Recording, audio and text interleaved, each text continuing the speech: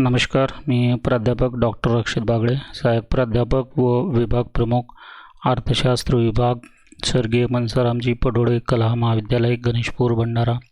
आज आपण सूक्ष्म अर्थशास्त्राचे सिद्धांत BA भाग 1 सेमिस्टर 1 मधील अर्थशास्त्र विषयाचे राष्ट्रसंत तुकडोजी महाराज नागपूर विद्यापीठाद्वारे निर्धारित अभ्यासक्रमातील घटक 3 मधील उपयोगिता विश्लेषण या टॉपिकचा अभ्यास करणार आहोत. तर मागणीचा नियम हा वस्तूची किंमत व वस्तूच्या मागणीचे परिमाण यातील कार्यकारण संबंध दर्शवतो. किमतीच्या व्यस्त दिशेने मागणीचे परिमाण बदलते असे मागणीचा नियम सांगतो. मागणीच्या नियमाचा अनेक दृष्टिकोनातून विचार करण्यात आला आहे. त्यापैकी प्रमुख 2 दृष्टिकोन आहेत.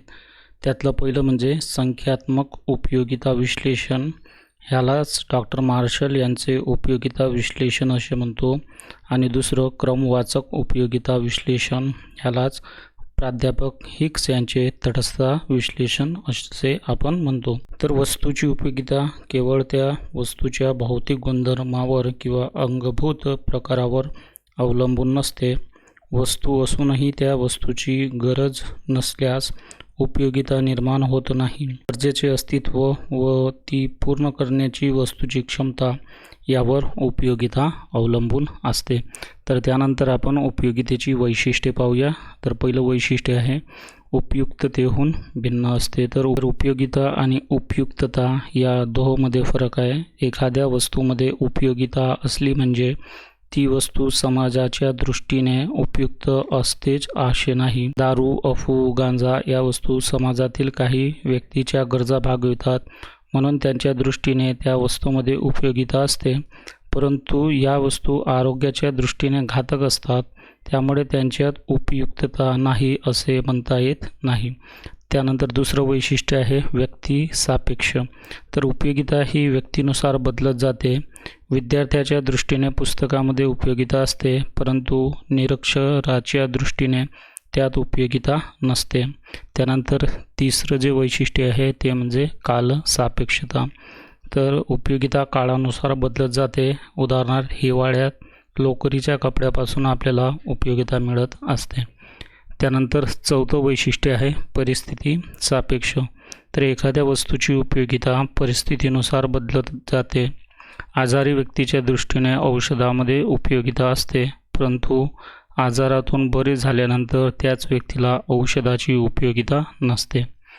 त्यानंतर 5वं वैशिष्ट्य आहे गरजेच्या तीव्रतेवर अवलंबून.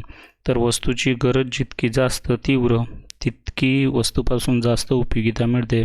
उदाहरणार्थ भुकेलेल्या व्यक्तीला अन्नाची उपयोगिता ही जास्त असते. त्यानंतर 6वं वैशिष्ट्य आहे वस्तू परिमाणावर अवलंबून. तर आपल्या आवडीनिवडीत फरक पडला नाही तरी आपल्याजवळील एखाद्या वस्तूची संख्या जसजशी वाढत जाते तसतशी त्या वस्तूचे नग मिळवण्याची आपली इच्छा जी आहे ती कमी होत जाते. उदाहरणार्थ जर आपल्याजवळ 2 सदरे असतील तर आणखी 1 सदरा मिळवण्याची इच्छा तीव्र राहील, परंतु आपल्याजवळ पूर्वीचेच 10 सदरे असतील तर आणखी 1 सदरा मिळवण्याची आपली इच्छा जी आहे ती कमजोर होत जाईल. त्यानंतर 7वं वैशिष्ट्य आहे नैतिकतेशी संबंध नाही. तर दारू, अफू, गांजा इत्यादीचे सेवन नैतिकदृष्ट्या योग्य समजले जात नाही, परंतु त्या वस्तू व्यसनी माणसाची गरज भागवतात, त्यामुळे त्यांच्यामध्ये उपयोगिता असते. एखाद्या वस्तूची उपयोगिता ठरवताना तिचा बरे वाईटपणा किंवा नैतिकता अनैतिकता याचा विचार केला जात नाही. त्यानंतर 8वं वैशिष्ट्य आहे मानसशास्त्रीय बाब. तर उपयोगिता ही एक मनोनिष्ठ बाब आहे. ती उपभोक्त्याच्या मानसिक स्थितीवर अवलंबून असते, तसेच ती व्यक्तीच्या आंतरिक भावनांशी संबंधित असते. तिला भौतिक रूप नसते, त्यामुळे तिला आपण पाहू शकत नाही किंवा स्पर्श करू शकत नाही, फक्त आपण तिचा अनुभव घेऊ शकतो. त्यानंतर शेवटचं जे वैशिष्ट्य आहे ते म्हणजे वस्तुनिष्ठ मापन अशक्य. तर उपयोगिता ही मनोनिष्ठ कल्पना आहे, तिचे मापन करता येत नाही, परंतु डॉक्टर मार्शल यांच्या मते उपयोगितेचे वस्तुनिष्ठ मापन करणे शक्य आहे. एखाद्या वस्तूच्या प्राप्तीसाठी जी किंमत देण्याची व्यक्तीची तयारी असते त्या किमतीने त्या वस्तूची व्यक्तीच्या दृष्टीने असणारी उपयोगिता जी आहे ती मोजता येते. त्यानंतर आपण पाहू उपयोगिता विश्लेषण जे डॉक्टर मार्शल यांनी दिलेले आहे. त्या उपयोगिता विश्लेषणाची गृहीते काय आहेत. तर पहिलं गृहीत आहे उपयोगितेचे संख्यात्मक मापन करता येते.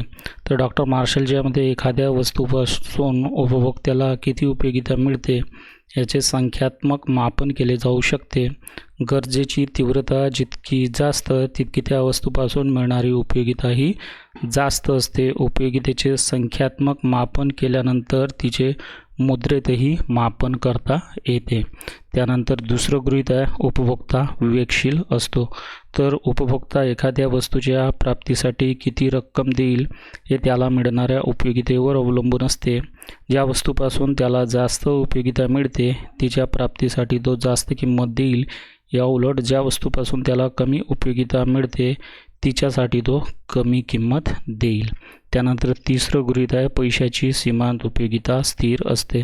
तर वस्तूच्या साठ्यात वाढ किंवा घट झाली तर तिच्यापासून मिळणाऱ्या सीमांत उपयोगितेत घट किंवा वाढ घडून येते. परंतु डॉक्टर मार्शल यांनी उपयोगितेचे मुद्रेत मापन करताना मुद्रेची सीमांत उपयोगिता स्थिर असते असे गृहीत धरले आहे.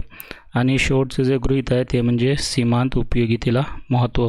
तर डॉक्टर मार्शल यांनी मागणीच्या उपयोगिता विश्लेषणात सीमांत उपयोगितेला महत्त्व दिले आहे. त्यांच्या मते कोणताही उपभोक्ता एखाद्या वस्तूच्या प्राप्तीसाठी तितकीच किंमत देतो जितकी त्या वस्तूपासून त्याला सीमांत उपयोगिता प्राप्त होत असते. त्यानंतर आपण पाहूया घटत्या सीमांत उपयोगितेचा नियम. तर मनुष्याची प्रत्येक गरज तृप्तिक्षम असते. म्हणून मनुष्य आपली गरज पूर्ण करण्यासाठी त्या वस्तूचा उपभोग घेत असतो. सुरुवातीला गरजेची तीव्रता जास्त असते त्यामुळे वस्तूच्या उपभोगापासून मिळणारे समाधानही जास्त असते. परंतु वस्तूच्या आणखी काही नगाचा उपभोग घेतला तर त्या वस्तूबद्दलची गरजेची तीव्रता आणि वस्तूचा वापर केल्यामुळे मिळणारे समाधान जे आहे हे घटत जाते. तर डॉक्टर मार्शल यांनी घटत्या सीमांत उपयोगिता नियम जो आहे तो पुढील प्रमाणे सांगितलेला आहे. तर इतर परिस्थिती कायम असताना व्यक्तीजवळ असलेल्या वस्तूच्या साठ्यात वाढ झाली असता त्या वाढीपासून जे जास्तीचे समाधान मिळते ते त्या साठ्यातील होणाऱ्या वाढीबरोबर क्रमाक्रमाने घटत जाते. तर वरील नियम हा पुढील उदाहरणावरून स्पष्ट करू. यामध्ये आपण जे आहे घटती सीमांत उपयोगितेचा तक्ता घेतलेला आहे आणि पहिल्या रकान्यामध्ये पोळ्याचे नग घेतले आहे आणि दुसऱ्या रकान्यामध्ये आपण सीमांत उपयोगिता घेतलेली आहे. तर पहिला नग आपण जेव्हा उपभोगतो तेव्हा मिळणारी जी सीमांत उपयोगिता आहे ती 40 एवढी आहे. त्यानंतर दुसरं पोळ्याचं नग आपण जेव्हा उपभोगास घेतो तेव्हा मिळणारी जी सीमांत उपयोगिता आहे ती 30 आहे. त्यानंतर तिसरा नग आपण उपभोगतो त्यापासून मिळणारी जी सीमांत उपयोगिता आहे ती 20 आहे. त्यानंतर चौथा नग आपण उपभोगतो त्यापासून मिळणारी सीमांत उपयोगिता ही 10 आहे. त्यानंतर पाचवा नग आपण उपभोगतो त्यापासून मिळणारी सीमांत उपयोगिता 0 आहे. आणि त्यानंतरही उपभोग सुरू असल्यास आणि 6वं पोळीचं नग आपण उपभोगल्यास मिळणारी जी सीमांत उपयोगिता आहे ती -10 एवढी आहे. म्हणजेच वरील तक्त्यावरून आपल्या असे लक्षात येते की जसजसे आपण पोळ्याचे नग उपभोगतो तसतसं सीमांत उपयोगितासुद्धा कमी कमी होत जाते. ती एके ठिकाणी 0 होते आणि त्यानंतरही जर उपभोग सुरू असेल तर ती मायनस एवढी होते. तर घटत्या सीमांत उपयोगितेचा नियम आलेखाच्या साहाय्याने पुढील प्रमाणे आपण स्पष्ट केलेलं आहे. यामध्ये अक्ष आसावर आपण पोळ्यांचे नग घेतले आहे आणि अय आसावर आपण सीमांत उपयोगिता घेतलेली आहे. आणि ह्या आकडेवारीच्या साहाय्याने तर ओ हा सीमांत उपयोगिता वक्र आपण इथं काढलेला आहे आणि हा वक्र जो आहे वरून खालती आणि डावीकडून उजवीकडे जातो आहे. तो अक्ष आसाला स्पर्श करतो आहे आणि इथं जे आहे सीमांत उपयोगिता 0 होते आणि त्यानंतरही जर उपभोग सुरू असेल तर सीमांत उपयोगिता वक्र हा ऋणात्मक उताराचा होतो आणि तो अक्ष आसाला जो आहे स्पर्श करून खालती जातो. त्यानंतर आपण पाहूया घटत्या सीमांत उपयोगिता नियमाची गृहीते काय आहेत. तर पहिलं गृहीत आहे उपभोगाचे नग जे आहे उपभोगाचे नग आकार व गुणाने समान असले पाहिजे. उपभोगाची क्रिया ही अखंडित असली पाहिजे. उपभोक्त्याची मानसिक स्थिती स्थिर असली पाहिजे.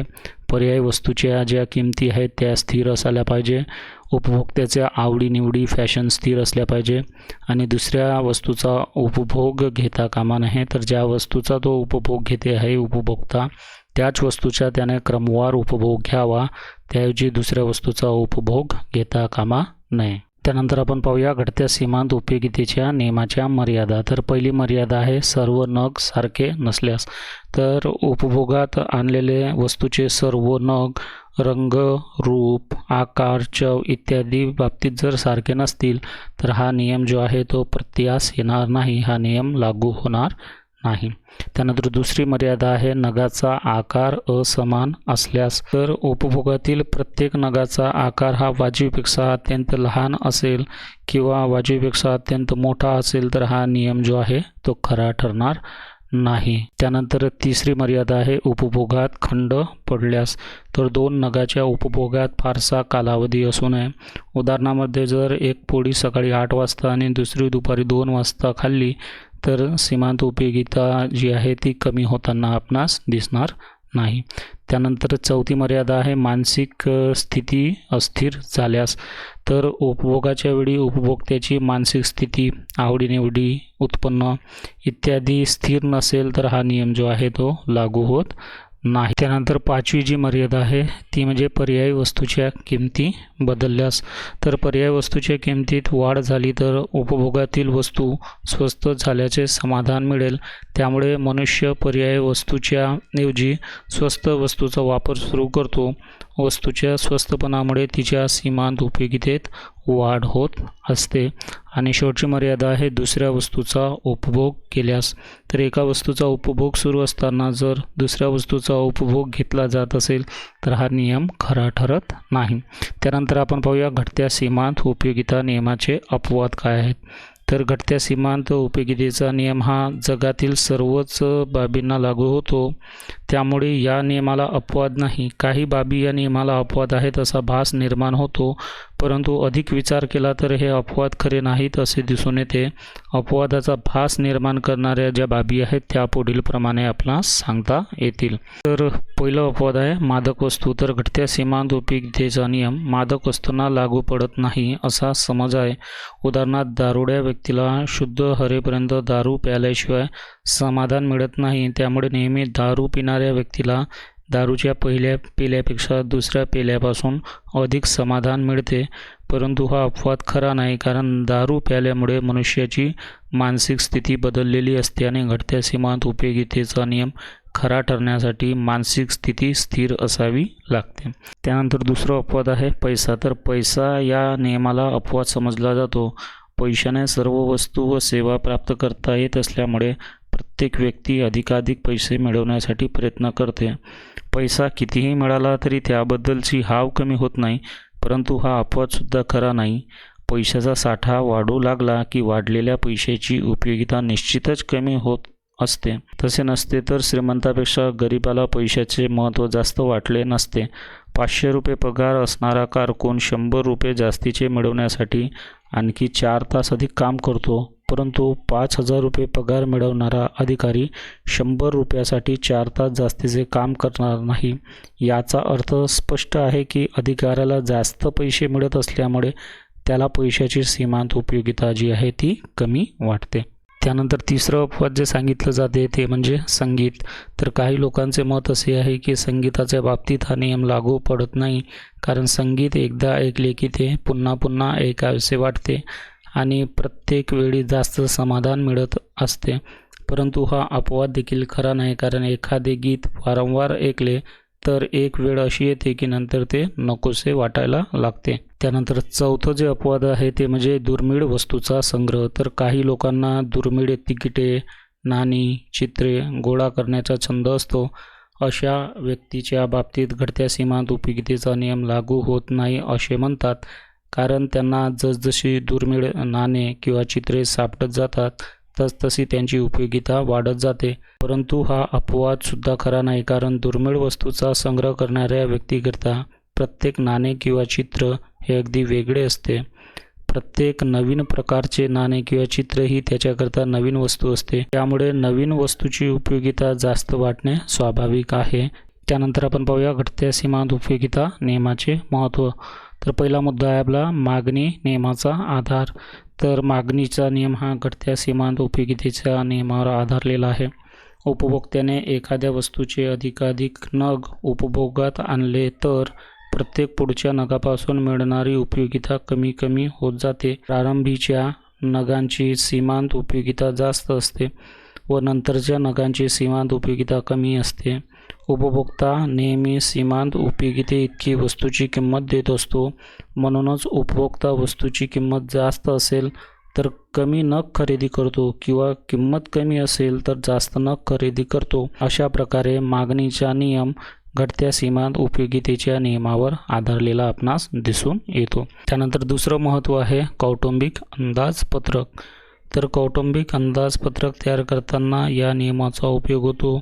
ज्या वस्तूपासून जास्त उपयोगिता मिळते अशा वस्तूंना कौटुंबिक अंदाजपत्रकामध्ये अग्रक्रम दिला जातो आणि ज्या वस्तूपासून कमी उपयोगिता मिळते अशा वस्तूंना अंदाजपत्रकातून वगळण्यात येते. त्यानंतर तिसरं महत्त्व आहे कर पद्धतीचा आधार. तर आधुनिक कर पद्धती घटत्या सीमांत उपयोगितेच्या नियमावर आधारित आहे.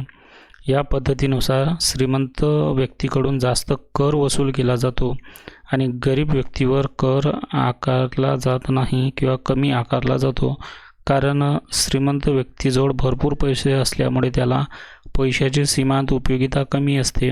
याउलट गरीब व्यक्तीजवळ पैसे कमी असल्यामुळे त्याला पैशाची सीमांत उपयोगिताही जास्त असते. त्यानंतरचं महत्त्व आहे किंमत ठरवणे. तर उत्पादकाला वस्तूची किंमत ठरवण्याकरता या नियमाचा उपयोग होत असतो.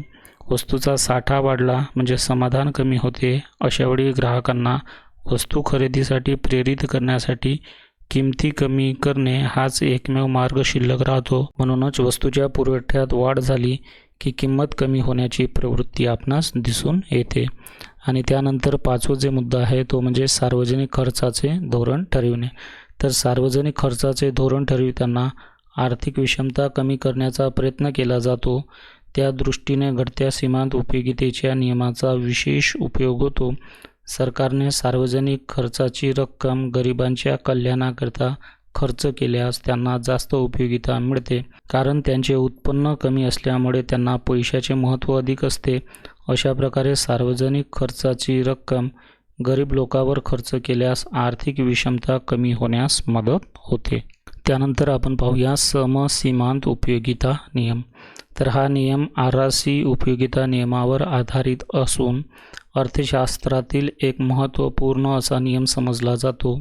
या नियमालाच महत्तम समाधानाचा नियम, मितव्ययतेचा नियम किंवा प्रमाणबद्धतेचा नियम अशा नावानेही आपण ओळखतो.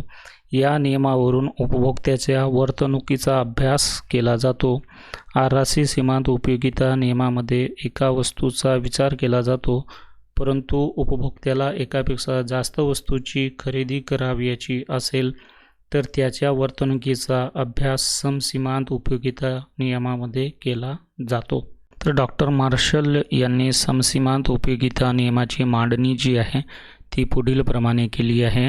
पैशाची सीमांत उपयोगिता प्रत्येक वस्तूच्या बाबतीत समान होईल अशा रीतीने उत्पन्नाची सर्व वस्तूंमध्ये विभागणी करावी, म्हणजे त्या उत्पन्नापासून महत्तम उपयोगिता प्राप्त होईल.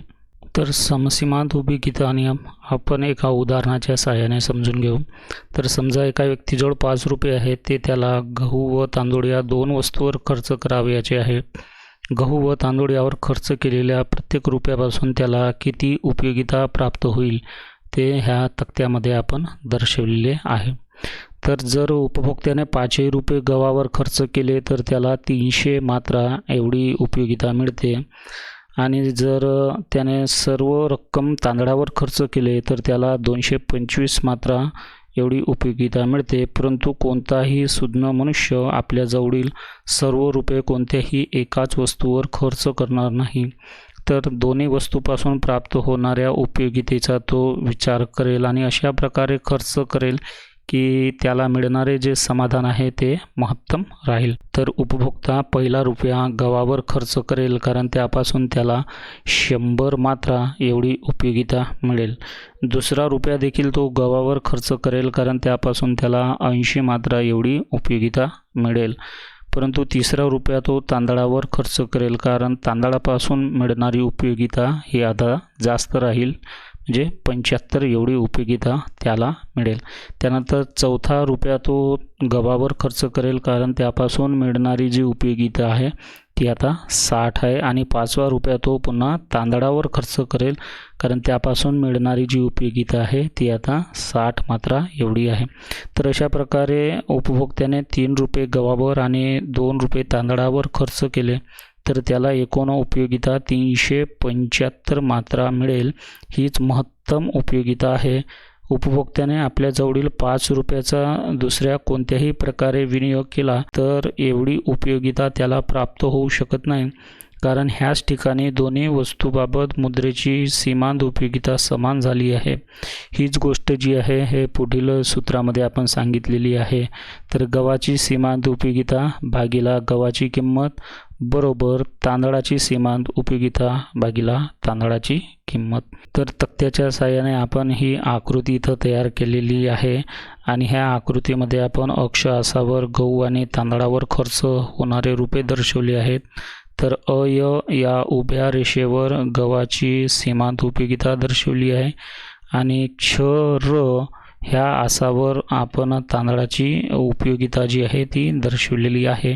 तर यामध्ये जे आहे गहू आणि तांदळापासून मिळणारी जी सीमांत उपयोगिता आहे तिचं संतुलन इथं स बिंदूमध्ये झालेलं आपल्याला दिसून येतो आणि त्यामुळेच उपभोक्त्याला जो आहे ह्या स बिंदूवर सर्वात जास्त उपयोगिता मिळेल.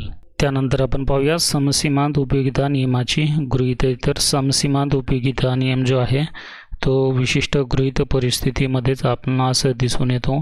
तर पहिलं गृहीत आहे उपभोक्त्याचे मर्यादित उत्पन्न, दुसरं आहे एकापेक्षा जास्त वस्तूची खरेदी, तिसरं आहे उपयोगितेच्या मापन मुद्रेत करणे शक्य आहे, चौथा आहे विवेकशील उपभोक्ता आणि पाचवा आहे आवडीनिवडी, सवयी, फॅशन इत्यादी गोष्टी ह्या स्थिर असतात. त्यानंतर आपण पाहूया समसीमांत उपयोगिता नियमाचे मर्यादा किंवा दोष काय आहेत.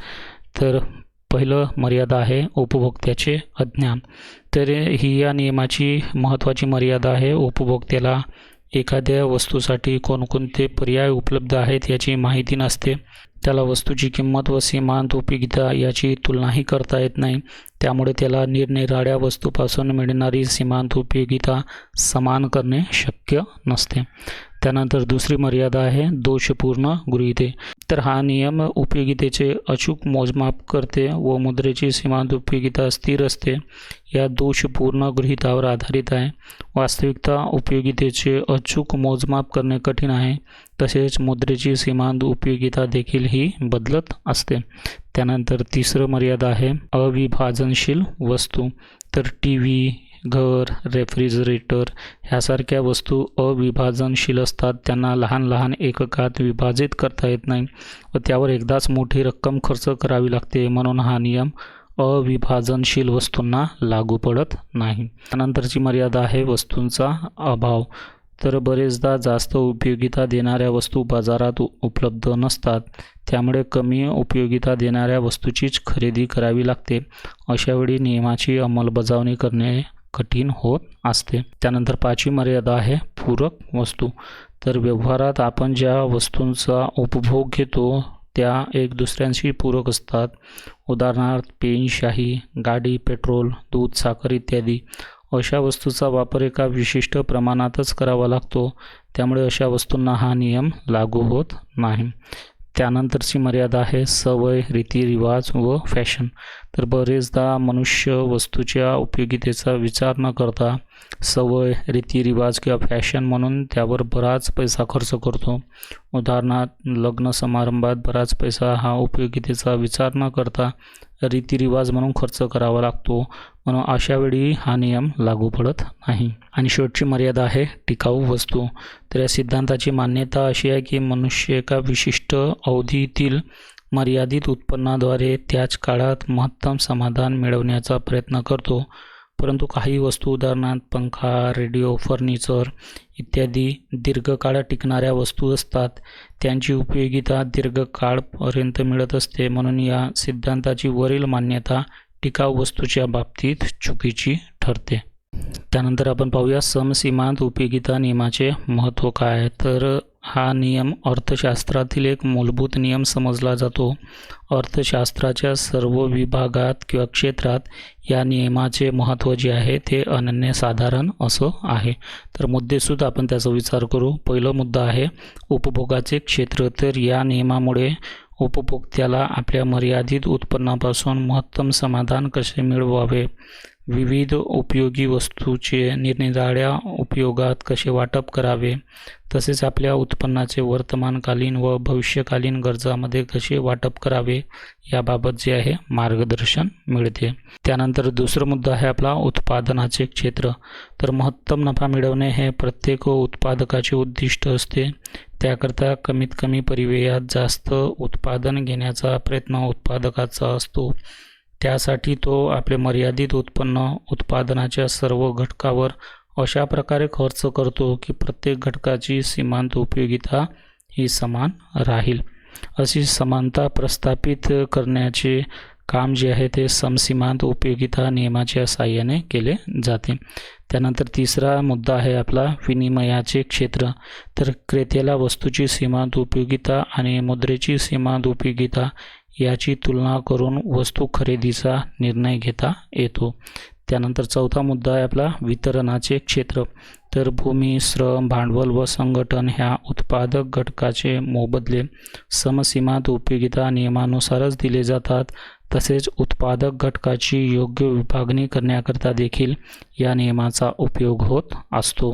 आणि त्यानंतरचा मुद्दा आहे आपला राजस्वाचे क्षेत्र. तर राजस्वाच्या क्षेत्रात महत्तम सामाजिक लाभाचा सिद्धांत हा महत्त्वपूर्ण समजला जातो. महत्तम सामाजिक लाभ प्राप्त करण्याकरता कर दिल्यामुळे समाजाला करावा लागणारा सीमांत त्याग आणि सरकारी खर्चामुळे समाजाला मिळणारा सीमांत लाभ समान असणे आवश्यक असते. अशा प्रकारची समानता प्रस्थापित करण्यासाठी समसीमांत उपयोगिता नियमाचा फार उपयोग होत असतो. त्यानंतर आपण अभ्यास करूया उपयोगिता विश्लेषणाचे दोष काय आहेत. तर डॉक्टर मार्शल यांच्या उपयोगिता विश्लेषणाचे प्रमुख दोष आपणास पुढील प्रमाणे सांगता येतील. त्यातला पहिला मुद्दा आहे संख्यात्मक मापन अशक्य.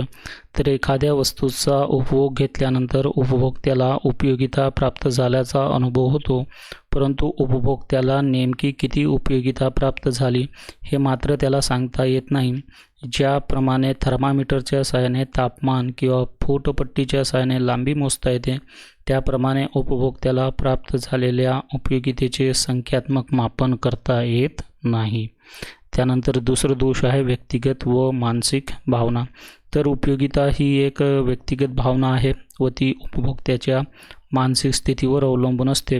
त्यामुळे तिच्याबद्दल निश्चित असा निष्कर्ष काढणे किंवा तुलना करणे शक्य होत नाही. समजा दोन मित्रांनी एकाच वेळी सारखेच जेवण घेतले तरी दोघांनाही मिळणारे समाधान सारखेच राहणार नाही. त्यानंतर तिसरं दोष आहे सापेक्ष. तर उपयोगिता ज्याप्रमाणे व्यक्तिपरत्वे बदलत जाते त्याचप्रमाणे कालपरत्वे व स्थलपरत्वे देखील बदलत जाते. उदाहरणार्थ थंडीच्या दिवसात उन्ही कपड्यामध्ये उपयोगिता आहे, तर उन्हाळ्यात ती नसते. विदेशात दारूची उपयोगिता जास्त आहे तर भारतात कमी आहे. तात्पर्य उपयोगिता ही कल्पना व्यक्ती, काल व स्थल सापेक्ष असते. त्यानंतर चौथं दोष आहे पैशात मोजणे अशक्य. तर उपयोगिता ही मनोनिष्ठ कल्पना आहे. अशा मनोनिष्ठ कल्पनेचे पैशाच्या माध्यमाने मोजमाप करणे शक्य होत नाही. ते सर्वथा काल्पनिक व अशास्त्रीय असेच ठरते. त्यानंतर पाचवा दोष आहे मुद्रेची सीमांत उपयोगिता घटत जाते. तर डॉक्टर मार्शल यांनी उपयोगितेचे मोजमाप करण्यासाठी मुद्रेचा वापर केला आणि मुद्रेची सीमांत उपयोगिता स्थिर असते असे गृहीत धरले. परंतु प्रत्यक्षात मुद्रेलाही आराशी सीमांत उपयोगिता नियम लागू होतो. उपभोक्त्याचे उत्पन्न वाढले तर मुद्रेची सीमांत उपयोगिता ह्रास पावते. परंतु डॉक्टर मार्शल यांनी याकडे पूर्णतः दुर्लक्ष केलेले आपणास दिसून येते. त्यानंतरचा दोष आहे एकाच वेळी एकाच वस्तूचा विचार. तर डॉक्टर मार्शल यांनी उपयोगिता विश्लेषणात एका वेळी फक्त एकाच वस्तूचा विचार केला आहे. परंतु व्यवहारात मनुष्य एकाच वेळी अनेक वस्तूची मागणी करीत असतो. अशा वेळी केवळ एका वस्तूच्या मागणीचा विचार करून चालणार नाही. त्यानंतरचा दोष आहे पर्यायी व पूरक वस्तूकडे दुर्लक्ष. तर एखाद्या वस्तूच्या मागणीवर पर्यायी व पूरक वस्तूच्या किंमत बदलाचा परिणाम होतो. उदाहरणार्थ साखरेच्या किमतीत बदलाचा परिणाम हा गुळाच्या मागणीवर होतो, परंतु डॉक्टर मार्शलने अभ्यासाच्या सोयीसाठी याकडे पूर्णतः दुर्लक्ष केलेले आपणास दिसून येते. आणि त्यानंतर शेवटचा दोष आहे उपभोक्ता विवेकशील असतोच असे नाही. तर मार्शलने उपभोक्ता हा बुद्धिनिष्ठ व विवेकशील असतो असे आपल्या विश्लेषणात गृहीत धरले आहे. त्यांच्या मते उपभोक्ता हा नेहमी वस्तूच्या सीमांत उपयोगिते एवढी किंमत द्यावयास तयार असतो, परंतु आपणास अनुभवास असे येते की मनुष्य अज्ञानामुळे बरेचदा तशा प्रकारे तो वागत नसतो. तर अशा प्रकारे आपण जे आहे डॉक्टर मार्शल यांचे उपयोगिता विश्लेषणाचा इथं अभ्यास केलेला आहे. धन्यवाद.